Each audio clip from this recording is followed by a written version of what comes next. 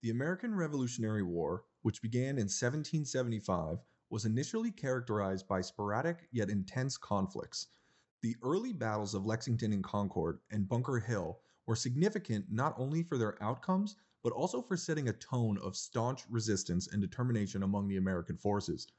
These engagements demonstrated the willingness of the American colonists to stand up against the might of the British Empire.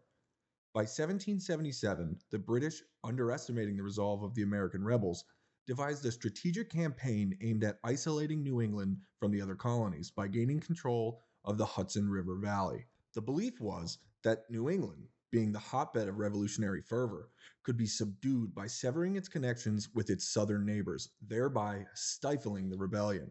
General John Burgoyne, a British commander, was tasked with leading a force southward from Canada.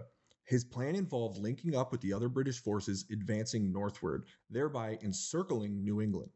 However, the American forces, aware of Burgoyne's intentions, prepared to disrupt this strategy. American strategists, including the astute General Horatio Gates, focused on hindering Burgoyne's advance and severing his supply lines. The Battle of Saratoga unfolded through two significant engagements that collectively turned the tide of the Revolutionary War. The first, known as the Battle of Freeman's Farm, or the First Battle of Saratoga, took place on September 19, 1777. In this confrontation, despite achieving tactical advances, the British forces endured heavy casualties. General Burgoyne's army, though initially successful in pushing back the American lines, found itself heavily depleted and unable to capitalize on any temporary gains.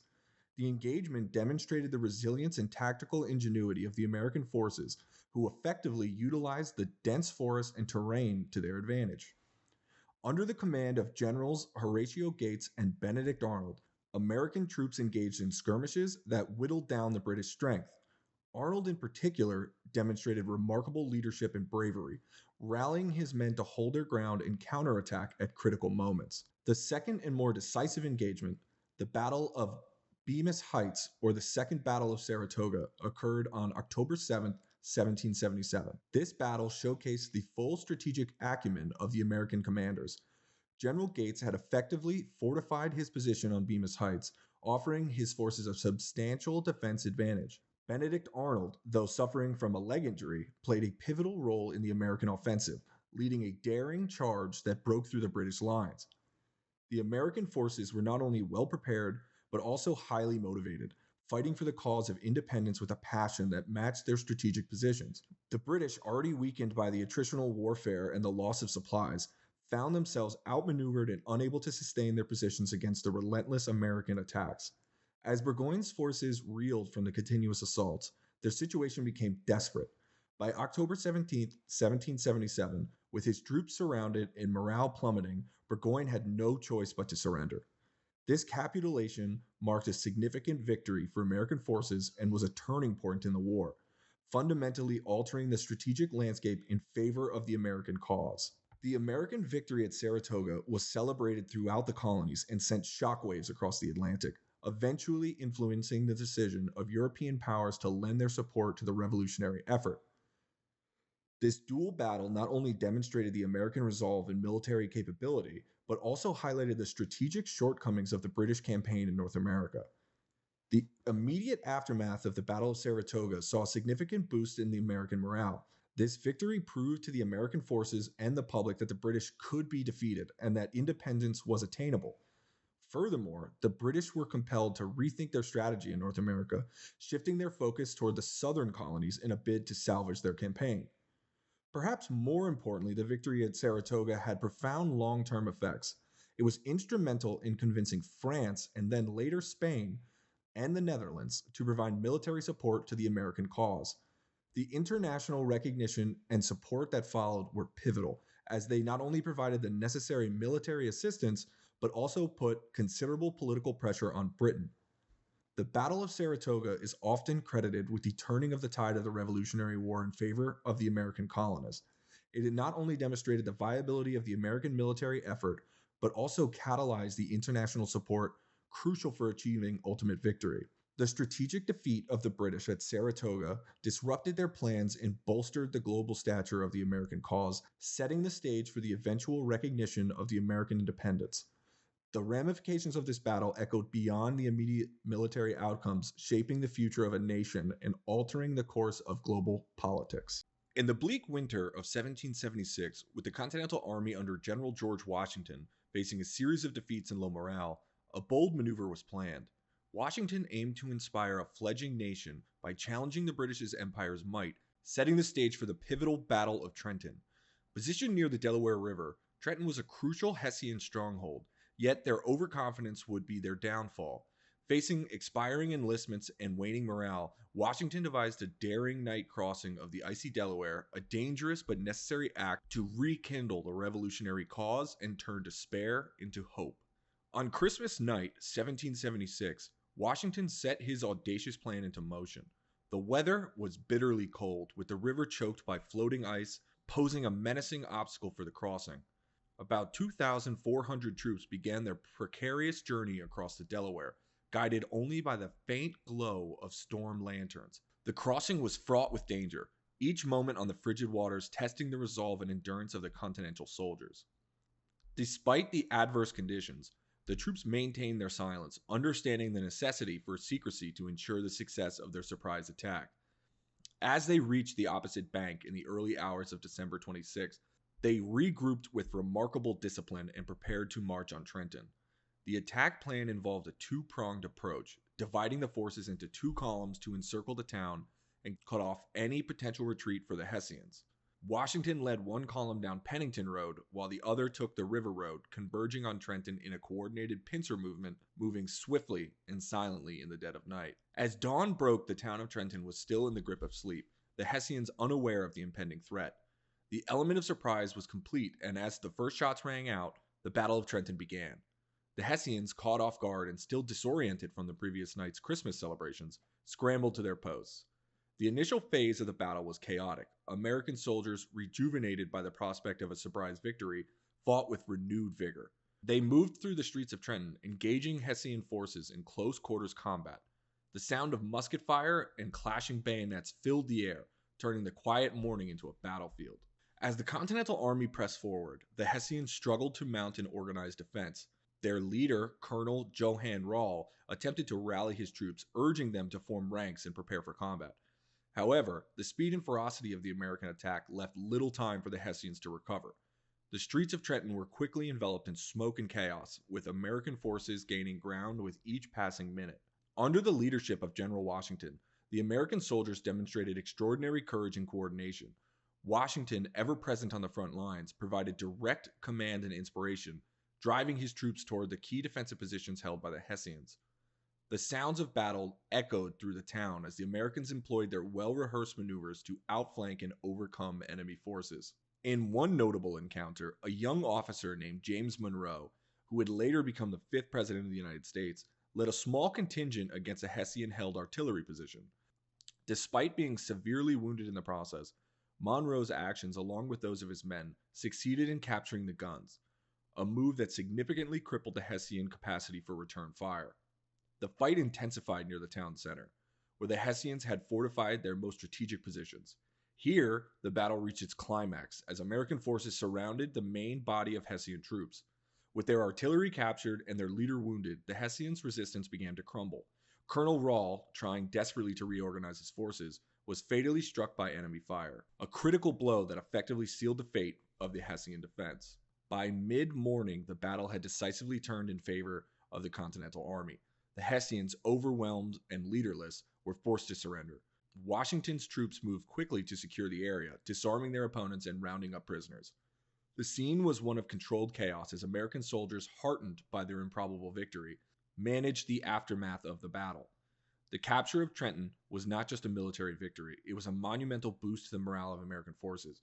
The news of the triumph spread rapidly, reinvigorating the revolutionary cause and instilling a renewed sense of hope and purpose across the colonies. The victory demonstrated that the Continental Army could not only stand up to the might of the British Empire, but could also defeat them in a direct engagement.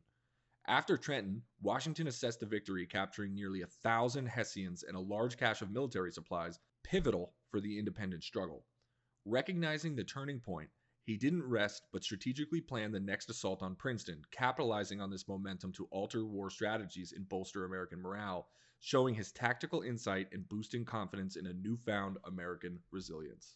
Prelude to the Battle of Princeton began with a strategic masterstroke.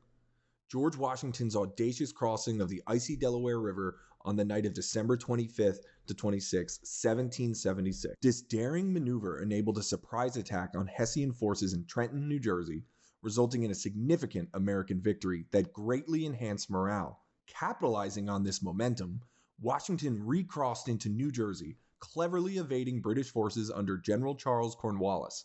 Under the cover of darkness, he led his army on a stealthy night march from Trenton to Princeton, aiming to confront and defeat the British garrison stationed there. Washington's plan was to mislead the British forces under General Charles Cornwallis. After the unexpected American victory at Trenton, Washington anticipated that the British would attempt to retaliate or regroup to counter further American actions. Knowing the odds were still heavily against his comparatively smaller and less equipped force, Washington sought to create a tactical advantage through deception. On the night of January 2nd, 1777, Washington instructed his troops to maintain a semblance of normalcy at the encampment near Trenton. This involves keeping the campfires burning brightly as they would on any regular encampment evening.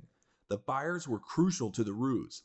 They were meant to suggest the American troops were still there, resting or possibly entrenched, preparing to defend against a British attack. To enhance the illusion, Washington even went as far as to have a small number of men stay behind to tend to the fires, make noise, and perform routine camp activities. These men were tasked with creating the auditory and visual illusions necessary to convince the British scouts or informants that the American army was still present in full strength.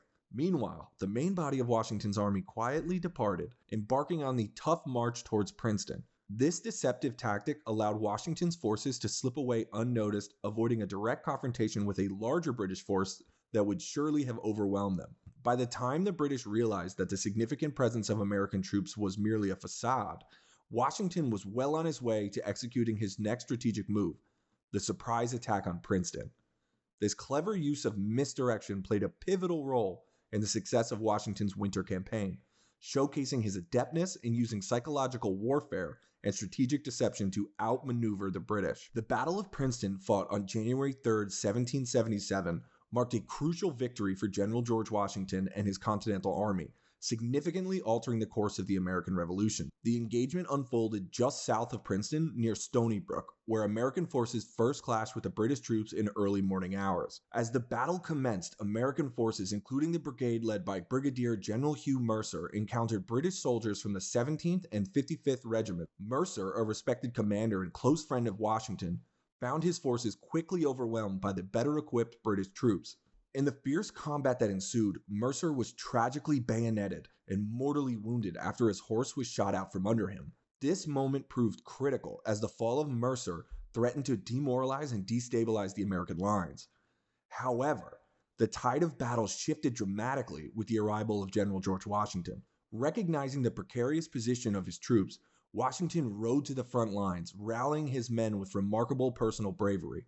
In a pivotal moment that would become legendary, Washington led a daring charge against the British forces, reportedly exclaiming, "It's a fine fox chase, my boys." His direct involvement and conspicuous courage inspired his soldiers to renew their efforts against the British. The American countercharge forced the British to retreat, with the disarrayed forces pulling back to Nassau Hall of Princeton. American troops quickly surrounded the hall, and after a brief siege, the British soldiers holed up inside were compelled to surrender. This sequence of events not only marked a tactical victory on the battlefield, but also a significant psychological blow to the British morale. The strategic consequences of the Battle of Princeton were profound. Following closely on the heels of the victory at Trenton just a week earlier, this triumph at Princeton further boosted American morale and solidified Washington's reputation as a formidable leader.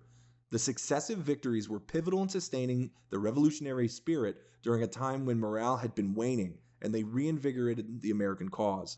In terms of casualties, the battle was bloody but not overwhelmingly so. The British losses estimated at around 100 men killed, wounded, or captured. American losses were comparatively lighter but were deeply felt, particularly the loss of General Mercer. His death was a somber reminder of the high cost of the conflict. The victory at Princeton was not just a standalone achievement, but part of a broader strategic initiative during the winter of 1776 to 1777. With momentum now on their side, Washington and his army did not rest on their heels. Instead, they continued their active campaigns, eventually moving to winter quarters at Morristown, New Jersey. This position allowed Washington to maintain pressure on British forces in New Jersey, setting the stage for future engagements and a prolonged struggle that would continue for several more years. In the early dawn of September 1781, the quiet mist shrouding Yorktown was thick with tension of imminent battle.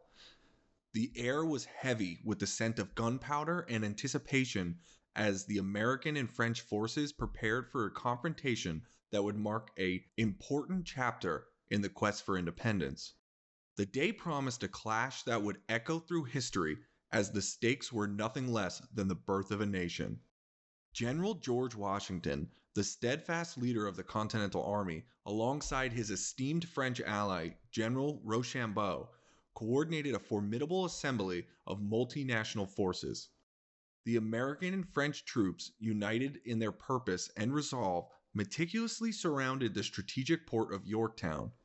Here, British General Lord Charles Cornwallis and his troops were fortified, their confidence high, yet blind to the impending Allied storm that was gathering with each passing hour. Cornwallis, a seasoned and celebrated commander, found himself in an increasingly precarious situation, cornered by land and blockaded by sea.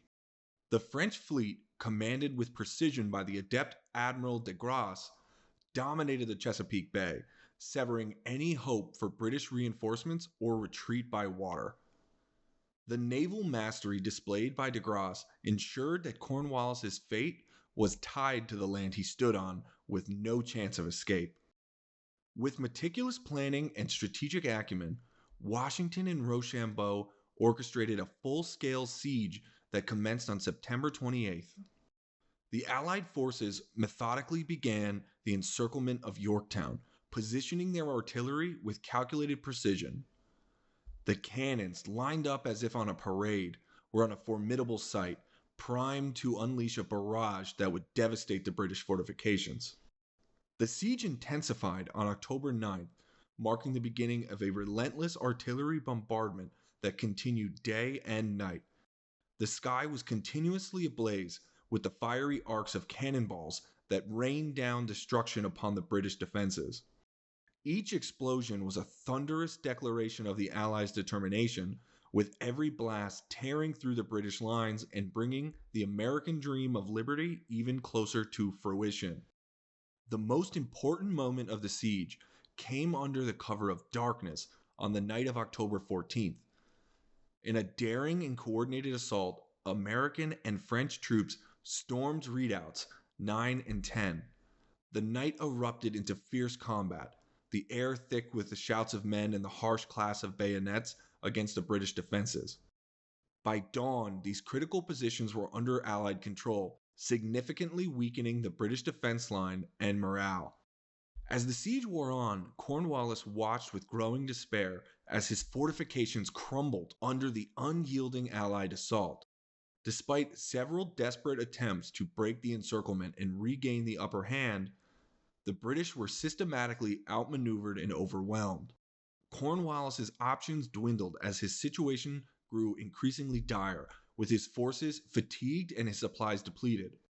Finally, on October 19, 1781, after enduring nearly a month of constant bombardment and with no viable options remaining, Cornwallis conceded to the inevitable. Extending a white flag over the smoldering battlefield, he initiated negotiations for surrender. The subsequent terms, drafted under the watchful eyes of the Allied commanders, required the British to lay down their arms, a scene that symbolized not just a monumental military defeat, but the crumbling of the British aspirations to quell the American spirit. The surrender at Yorktown transcended mere military victory. It was the definitive blow that paved the way for the end of the Revolutionary War. The ensuing peace negotiations culminated in the Treaty of Paris in 1783, which recognized the sovereignty of the United States of America, confirming the birth of a nation conceived in liberty and dedicated to the pursuit of self-governance. From the fields of Yorktown emerged not just a new nation, but a new concept of governance, born from the ideals of liberty and forged in the fires of resolve and profound alliances. Here, where the roar of cannons eventually fell silent, the echoes of freedom rang out, resonating across the land and heralding the dawn of a new era for America, an era of self determined freedom and a beacon of hope for future generations. If you enjoyed this video, please like and subscribe. And if you have any suggestions on other topics to cover or how we covered this topic, please leave it in the comments.